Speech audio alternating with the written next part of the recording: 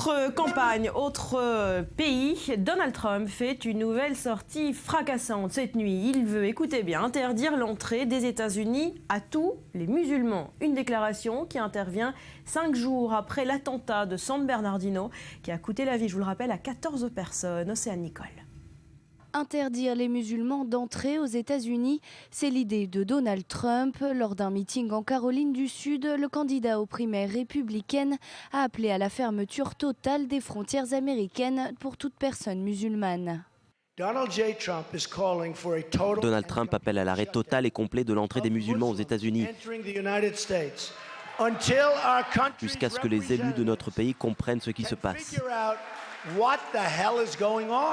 Le milliardaire américain collectionne les déclarations outrageantes et incendiaires, mais celle-ci figure en tête de liste. Donald Trump n'a jamais caché sa méfiance envers les musulmans. Selon le candidat républicain, ils éprouvent de la haine pour les Américains. La classe politique et la Maison-Blanche ont immédiatement condamné ces propos contraires aux valeurs américaines. We were extremely shocked to hear Donald Trump. Nous sommes extrêmement choqués d'entendre Donald Trump appeler à la fermeture complète des frontières américaines aux musulmans. Venant d'une personne qui souhaite être à la tête du pays, ces propos sont scandaleux. C'est irresponsable et anti-américain. Les déclarations de Donald Trump sonnent davantage comme celles d'un chef de bande, plutôt que celles d'un chef d'une grande nation comme la nôtre. Lui et d'autres sont entre les mains de l'État islamique.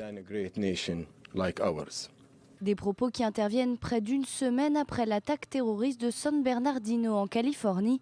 Un couple radicalisé à l'islam depuis plusieurs mois avait pris pour cible un centre pour handicapés, une tuerie qui a fait plus de 14 victimes. Les habitants, encore sous le choc, condamnent les propos de Donald Trump. Je ne suis pas du tout d'accord avec ça. L'Amérique n'a pas été fondée sur ce genre de principe. L'Amérique est une terre pour tout le monde. C'est un melting pot.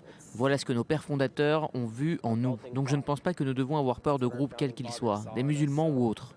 Malgré une collection de propos outrageants, Donald Trump reste le favori pour l'investiture républicaine avec 30% des intentions de vote.